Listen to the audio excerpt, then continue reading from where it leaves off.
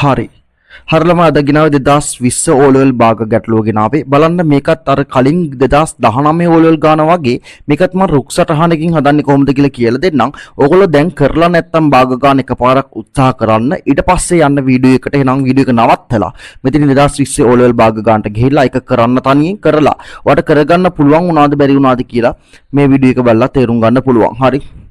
හරි එහෙනම් අපි ළමයි අද යනවා 2020 O level භාග ගන්නට. බලන්න මම මේකත් අර 2019 O level ගාන වගේ රුක්සටහනක් ඇසුරින් කොහොමද කරන්න කියලා මේක කියලා දෙන්නම්. මේක හැම කෙනාටම පුළුවන් කොට දා ගන්න. ලකුණු 10ක් ලේසියෙන් ගන්න පුළුවන් ගානක් තමයි මේ භාග ගාන කියලා කියන්නේ. අපි යනවා පළවෙනි ගානට 2020 මෙහෙම ගානක් කියන්නේ ධාරිතාව ලීටර් 5ක් වන භාජනයක පැණි බීම වර්ග. භාජනයක ධාරිතාව දීලා තියෙනවා. ඔන්න මම භාජනයක් ඇඳ ගන්නම් පොඩියට ලීටර් 5යි කියලා. හරි. පැණි බීම වර්ගයකින් සම්පූර්ණයෙන් පුරවා ඇත. පුතේ මේකේ සම්පූර්ණයෙන් පුරවලා තියෙනවා ලීටර් 5ක් තියෙන භාජනයක පැණි බීම පුරවලා තියෙනවා. මෙහෙම කියලා මම දාගත්තා. හරි. පුරවා තිබුණේ එයින් 10න් 3ක ප්‍රමාණයක් ළමයි 10න් 3ක් අරගෙන තියෙනවා කියලා කියනවා සංග්‍රහ කරන්න. හරි. හොඳටම තේරෙනවා සංග්‍රහ කරන්න අරගෙන තියනවා 10න් 3ක්. ඊට පස්සේ කියනවා එච්චරයි කියලා තියෙන්නේ. 10න් 3ක කොටසක් සංග්‍රහ කරන්න ගත්තනම් ළමයි තව ඉතිරි වෙනවා කොච්චරක්ද මේ රුක්සටහනෙන් ගාන කරන එක ලේසි. 10න් 7ක කොටසක් ඉතිරි වෙනවා. පැහැදිලිද? 10න් 3ක කොටසක් සංග්‍රහ කරන්න ගත්තනම් 10න් 7ක කොටසක් ඉතිරි වෙනවා කියලා අපිට තේරෙනවා. හරි. මගෙන් පළවෙනි ප්‍රශ්නේ අහනවා මට ගාන කියලා තියෙන මෙහෙම දෙයක්. හරි. ලීටර් 5ක් වන භාජනයකින් 10න් 3ක් සංග්‍රහ කරන්න ගත්තා කියලා ගානේ නිකන් කියලා තියෙනවා. පැණි බීම වර්ගයකින් 10න් 3ක් සංග්‍රහ කරන්න ගත්තා කියලා. පළවෙනි ප්‍රශ්නේ කියනවා සංග්‍රහ කිරීම සඳහා කොටසක් යොදා ගැනීමෙන් පසුව ඉතිරි වූ පැණි බීම ප්‍රමාණය භාජනීය ධාරිතාවෙන් කවර භාගයක්ද කියලා අහන්නේ.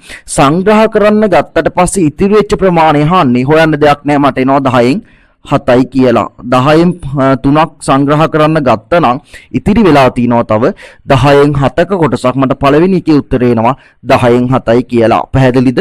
ළමයි දෙවෙනි එකේ මෙහෙම දෙයක් කියනවා භාජනයේ ඉතිරිව තිබූ පැණි බීම ප්‍රමාණයෙන් 5න් 7ක් බෝතලයකට වක් කරන ලදී. හරි. මෙන්න මේ ඉතිරි වෙලා තියෙන පැණි බීම ප්‍රමාණයෙන් 5න් 7ක් ඒකොල්ලෝ වක් කරනවලු බෝතලයකට. මම මෙහෙම දාන්නම්. හරි.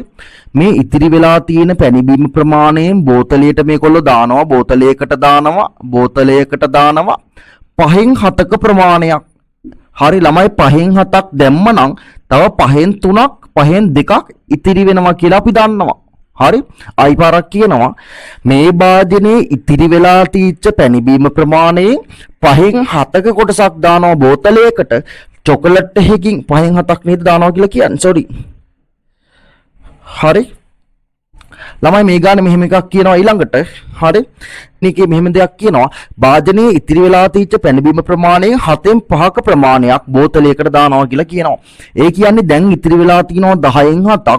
මේකෙන් 7න් 5ක ප්‍රමාණයක් මේකොල්ලෝ දානවා බෝතලයකට දානවා කියලා කියනවා. එහෙනම් මම මෙතනින් දා ගන්නවා බෝතලයකට දානවා. හරි. 7න් 5ක ප්‍රමාණයක්. 7න් 5ක් දැම්මා කියලා කියන්නේ අපි දන්නවා තව 7න් 2ක කොටසක් ඉතිරි වෙනවා කියලා. දෙපාරක් ඉතිරි වෙනවා. තේරුණාද? ඉතිරි වෙලා තීච්ච පැණි බීම ප්‍රමාණයෙන් 7න් 5ක ප්‍රමාණයක් බෝතලයට දානවා. ඒ කියන්නේ මුළු ප්‍රමාණයෙන් 7න් 5ක් දානවා කියලා නෙවෙයි. මෙන්න මේකෙන් 7න් 5ක් තමයි බෝතලයට දාන්නේ. ඒතර 7න් 5ක් දැම්මනම් තව 7න් 2ක කොටසක් ඉතිරි වෙලා තියෙනවා කියලා අපිට තේරෙනවා. හරි. මගෙන් අහනවා හරි වක් කරන ලදී ඉන්පසු භාජනයේ ඉතිරි වූ පැණි බීම ප්‍රමාණය භාජනයේ කවර භාගයක්ද කියලා අහනවා. හරි. ඒ අහන්නේ හරි මෙන්න මේක තමයි අහන්නේ. ඊට පස්සේ ඉතිරි වෙලා තියෙච්ච පැණි බීම ප්‍රමාණයේ භාගයේ කවර භාගයක්ද කියලා අහනවා. මම හොයනවා මෙහෙම. හරි. ඉතිරි ප්‍රමාණය තමයි මගෙන් අහන්නේ. හරි. ළමයි මේ අතු දෙක ගුණ කරන්න මේක හොයන්න පුළුවන්. අර රුක්සටහන් කරනවා 10න් 7 ගුණ කරන්න 7න් 2කින් මට එනවා උත්තරේ. මම මෙතනින් හදන්නම්. හරි. 10න් 7 මං ගුණ කරනවා 7න් 2කින්. අනේ මේ 7ට මේ 7 කැපිලා යනවා. මේ දෙකට 1යි 10ට 2ව 5යි උත්තරේ එනවා. හරි. උත්තරේ එනවා ළමයි 5න් 1යි කියලා හැම කෙනාටම තේරෙනවා. එහෙනම් ඉතිරි වෙලා තියෙන්නේ 5න් 1ක කොටසක්. අපි යනවා තුන්වෙනි ප්‍රශ්නෙට. තමයි තුන්වෙනි එකේ මෙහෙම දෙයක් කියනවා. දැන්නෙම වාජනීය අඩංගු වන පැනබීම ප්‍රමාණය, කියන්නේ දැන් අඩංගු වන පැනබීම ප්‍රමාණය වාජනීය ධාරිතාවෙන් හරි අඩක් වන තෙක් වාජනීයට තව පැනබීම වක් කරන ලදී කියලා කියනවා. මේ අහගන්නකෝ. දැන් වාජනීය කොච්චරක් අඩංගු වනවද පැනබීම? හොඳට අහගන්න. හරි, මෙන්න වාජනයක් තිබ්බා. හරි, මෙන්න වාජනයක් තිබ්බා. වාජනීන් 10න් 3ක ප්‍රමාණයක් මේගොල්ලෝ සංග්‍රහ කරන්න දුන්නා. හරි, එතකොට 10න් 3ක් දුන්නා නම් 10න් 7ක කොටසක් ඉතිරි වෙලා තියෙනවා කියලා මට තේරෙනවා. ඒ ඉතිරි වෙච්ච ප්‍රමාණයනොත් 7න් 5ක ප්‍රමාණයක් බෝතල් වලට දැම්මා. එතකොට දැන් මේ කොටසත් නැහැ වාජනේ, මේ කොටසත් නැහැ. දැන් තියෙන්නේ වාජනේ මෙන්න මේ කොටසේ, කියන්නේ වාජනීය ධාරිතාවයෙන් 5න් එකක් තමයි තියෙන්නේ. පැහැදිලිද? ඔයා තේරුම් ගන්න ඕනි දැන් වාජනේ තියෙන්නේ මෙන්න මෙච්චරයි. 5න් එකක්, ඒ කියන්නේ ලීටර් එකක් කියලා කියන්නත් පුළුවන්. මුළු ලීටර් ප්‍රමාණය 5යි නම් ඒකෙන් ඉතිරි වෙලා තියෙන 5න් එකක් නම් මම දන්නවා දැන් වාජනේ තියෙන්නේ ලීටර් 1යි කියලා. මට මෙහෙම කියනවා අඩංගු වන දැන් ඉතිරි වෙලා තියෙන පැනබීම ප්‍රමාණය වාජනීය ධාරිතාවෙන් හරි අඩක් වන තෙක් වාජනයට තව බීම වක් කරන ලදී කියලා කියනවා. ළමයි වාජනයෙන් හරි අඩක් කියන්නේ මේ වගේ ප්‍රමාණයක් පිරෙන්න ඕනි. එච්චර වෙනකන් තව මේකොල්ල පැනබීම දානවා. හරි, වාජනයෙන් භාගයක් දැන් පිරීලා නැහැනේ.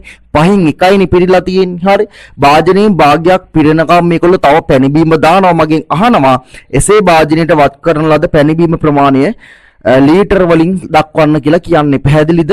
වාජනය මෙහෙම තියෙනවා. හරි, මෙන්න කෑලි 5කට බෙදලා තියෙනවා. 1 2 3 4 5යි.